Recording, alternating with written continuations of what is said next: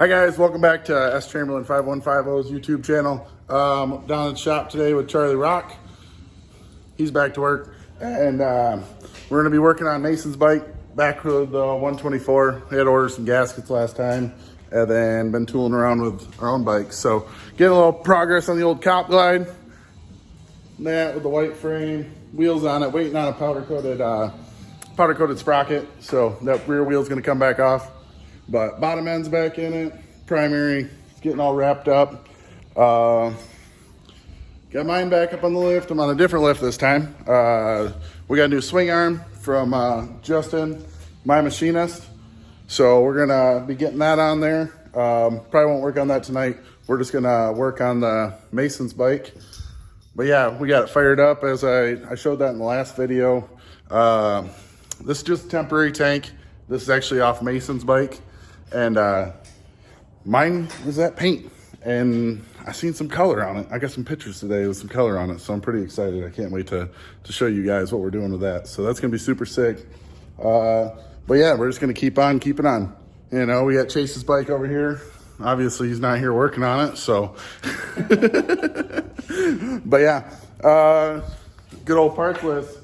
Timing cover, rocker boxes, black pushrod tubes, the whole works, everything. So that's gonna start coming together. All right, guys, we're getting the cam chest. Oh, you wanna hold it for me? We got a director over here. But come in here real quick. One thing that I wanna always explain, I have seen these crack off and people crack these in the heads. This one, we're doing the rocker studs on it, you know, so then it gets like an even pull down. But I don't know if it's like the issue when people crack them is if they have the solid push rods in it and then the cam isn't on the base circle. Here, just let me hold it. But like the cam isn't on the base circle, so then the push rod's trying to actually hold this up. You know, it's like this, and then they're trying to suck it down with the bolt, you know, because even like right there, me with that little bit of pressure was trying to bind up. So if you're gonna put in a solid push rod or have an adjustable push rod, always make sure your cam is on the base circle. Because if it's not on the base circle, then you're just gonna bind things up, and then I can see you cracking these. You know, then this one we did the rocker studs and everything, so that should be all gravy. Putting these on, then we're gonna throw the push rods in it, and we'll go over that, how to adjust the push rods in a minute. All right, so we're gonna show you how we set push rods around here with, they're not H2LT lifters. Travel limiter lifters. They're normal lifters in this. So this is how we do it. What we do, always put the O-rings up in here and then up in there too. Always that. I always just coat them with just a touch of oil, you know, just because. Then the O-ring that's in the actual push rod tube, I always hit the tube with a little bit of oil so that you can get the cover on nice and easy, and it'll slide up and down, because after you set it, you got to slide this around. And then show them the orientation of the O-ring washer and spring. Okay. It's same as stock with these. Yeah, same as stock. So you've got a spring up in the collar, then you've got a washer, and then you've got the O-ring. Yep, and that O-ring is going to sit right in that channel right there. So a little bit of oil just to keep everything lubricated. So you don't fold one over or tear one or anything like that. Yep. So when I'm doing push rods, you can start on the front or the back cylinder just as long as the lifters that you start on are on their base or as low down on the cam as they're gonna go. So if you come over here, you can see that this front one is all the way up compared to the back one. See, those are all the way down. That's all the way down. And we did rotate the motor over and confirm it. We have a special tool to spin the motor over, but if you're doing it with like the wheel and tire and everything all hooked up, just put the bike in high gear, and then, you know, you can spin over your rear tire and that will spin over the motor. Make sure you pull a plug out. Yeah, pull a plug out or you'll be fighting it. Plug per cylinder. Yep. You've got your intake push rods are on the inside, and the exhaust push rods are on the outside. Adjustables are all the same size, but your stock push rods will probably be different lengths. When I do these are quickies, which are the quickest and easiest to use. I use these on any build from stock stuff to mild to 11 to 1, 124, big fancy stuff. So what you're gonna do, slide the push rod in the proper hole, and then hold the nut and the collar up here as these drop down. and then you'll spin these. You're spinning that bottom shaft out while you're holding. So you're lengthening the push rod.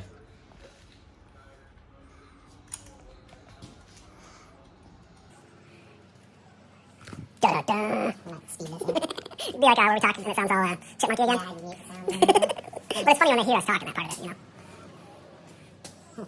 know. Yep. These are also 16 8 inches. Gordon. All right, so if you're reading your instructions trying to do this at home, you'll see what's called zero lash in the instructions. And what zero lash is your push rod extended all the way out to where it's just touching the plunger on the lifter and touching your rocker arm here. So you'll see that this moves up and down ever so slightly.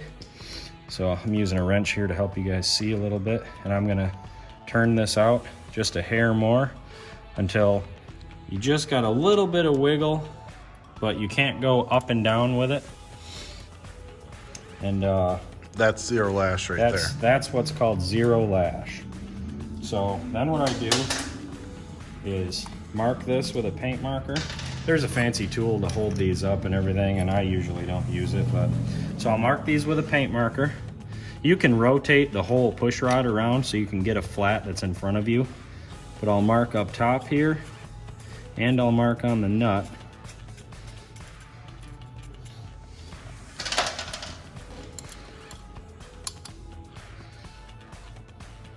All right, are you recording me? What? Are you recording me? Yes. Yes, we're recording. All right, and then what we're gonna do is rotate these. Okay, so we're starting at zero lash, and we're rotating this push rod to raise up and expand. And we're gonna go 4 turns. That was 1, 2,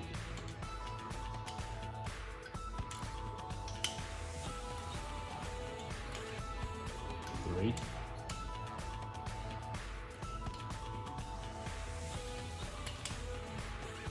and 4. And as you're doing this, you'll feel these get tighter and tighter. And with these lifters being brand new and this motor not having been run yet, they'll probably bleed down pretty quick.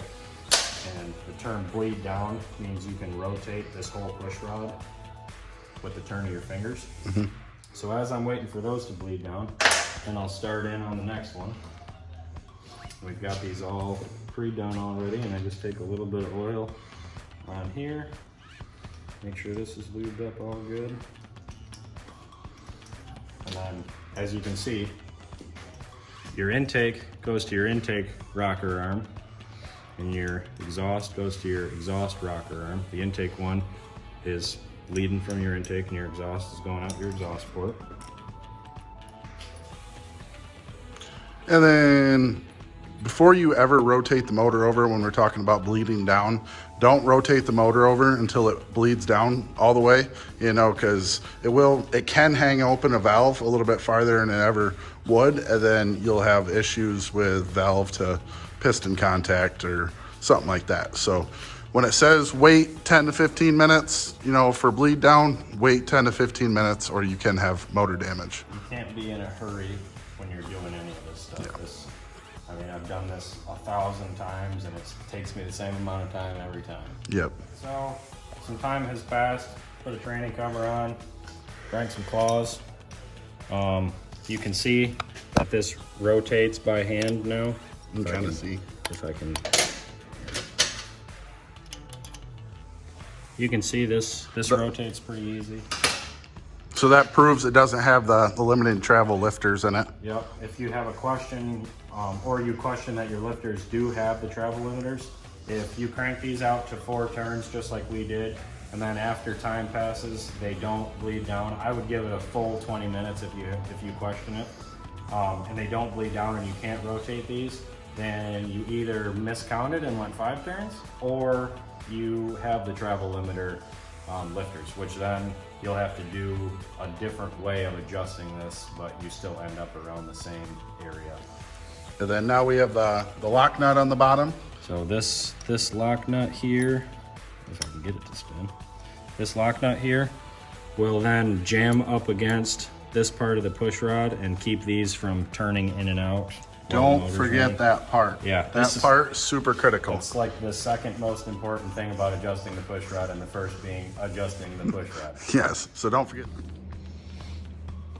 Are you on your phone? Is it break time? It's break time. So we'll do the last little section of this on how to get the clips up in these collars, because some people struggle with that, I know. So I always push the bottom push rod tube down into the bottom O-ring first. And I take my flathead screwdriver, smaller to medium sized, and I pry this tube up. It should go up pretty easy, and it'll slide up into where the O-ring is, and you'll feel it go up in there all the way. And if you have the top rocker boxes off, you can verify that it's in there all the way. So then, take my last clip, and I slide it up into the top as far as it'll go up there while on an angle.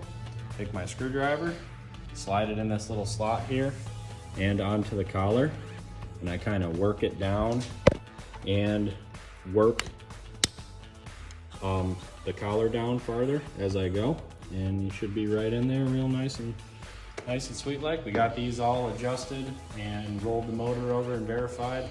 Made sure all of our lock nuts were locked, and we're ready for spark plugs and spark plug wires and top rocker boxes and air cleaners and exhaust. Woo! So we're gonna roll the motor over and check everything out and see how these sliding up and down here. Opening valves, closing valves. Checking to make sure, because we did replace the valve springs on this too. It comes in the S&S power package that we got. So making sure all of our valve springs are gonna stay in place and that we didn't mess up a collar or retainer or anything like that.